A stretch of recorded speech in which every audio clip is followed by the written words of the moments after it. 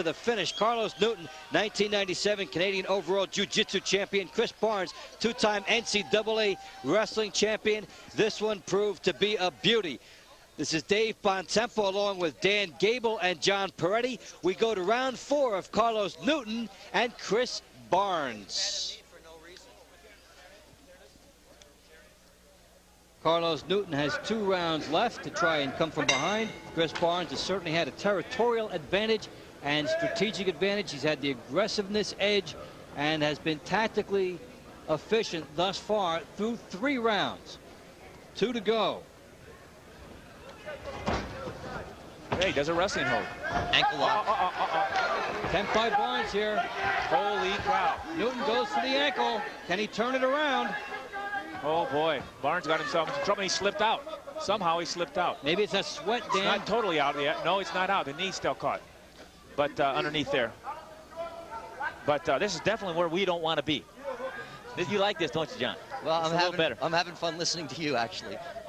You see Barnes trying to go for an over scissors as a counter. He got out.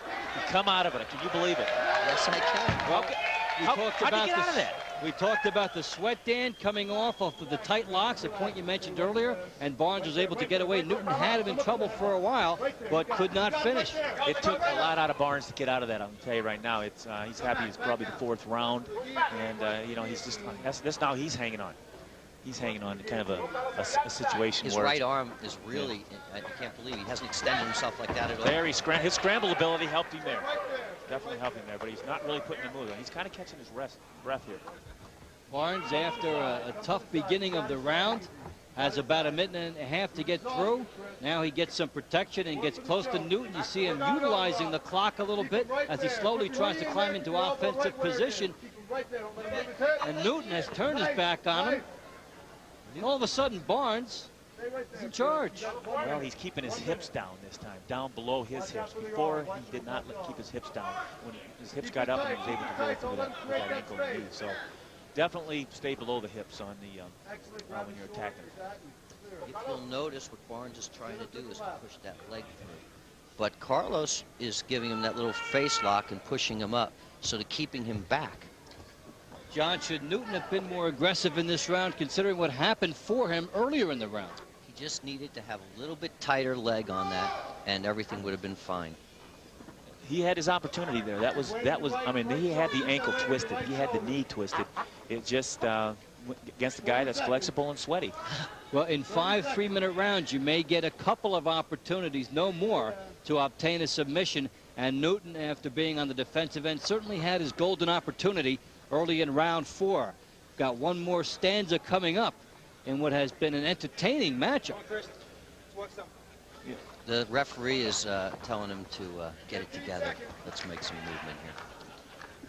And Newton won't mind, actually Barnes wouldn't mind a little bit of time off after what Newton did as he collected himself, and that's it. The end of the round has come. That gave him a point. I was going to call it even. I was going to call it even before that. I'd give it to Chris. Just on that last, he hit a nice duck. That was a takedown. Is that what you call that, a duck? Yeah, duck under. Yeah.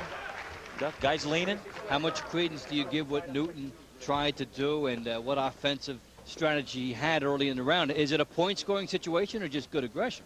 It's good aggression. I don't think he... Let's look at it. John, here was Newton's big chance in the bout. Well, he goes under and he gets the ankle, but watch the way he turns now and he throws his left leg over to get the ankle lock, and he just can't get the heel hook on it with his left arm. And now Barnes moves up. You'll notice all the action is here. Barnes pushes away properly and gets his other knee working to push this way. Barnes had a good idea of how to get away from trouble in that early section of round 4 as we start the 5th and final stanza.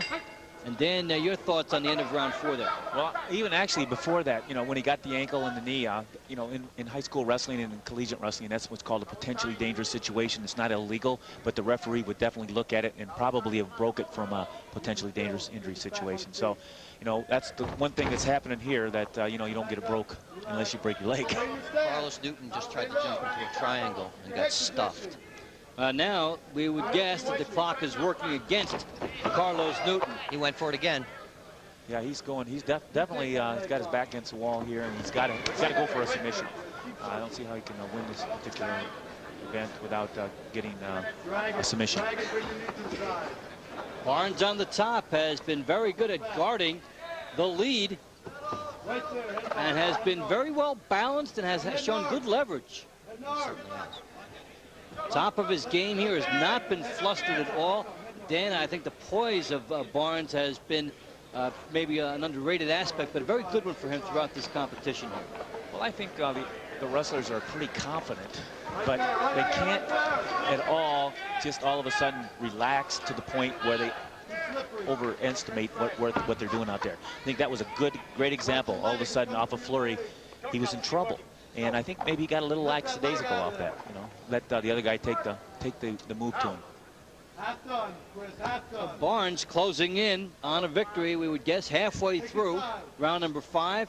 Newton needing some thunder here in the 5th round. Had a good chance early in the 4th round. Just did not happen for him. Now he's looking to try and do some other tactics here late.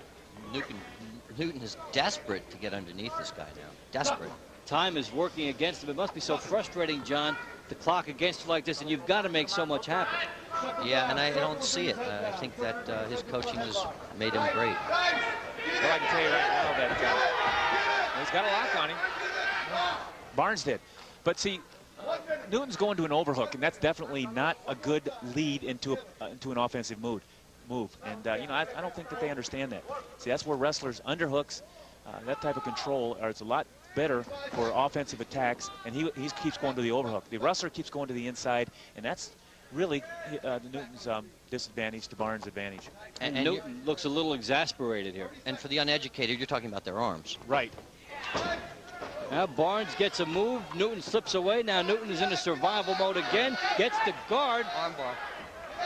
Looking for the armbar at the end of the match. He's got it. Newton finds He's got the it. That's it. It's He over. does. Submission. You got What a turnaround by Carlos Newton. That's my boy. That's my boy. It doesn't take long, and Newton, with a come-from-behind dramatic victory. What you look for is the hyperextension of the elbow with the armbar. He is able to do it. He gets it in there in no time, and boy, this match, guys, illustrates exactly what the matchup is. It was the wrestling versus the instant thunder, and Newton didn't quit, to his credit. What a match. How much time was left on that? I didn't notice.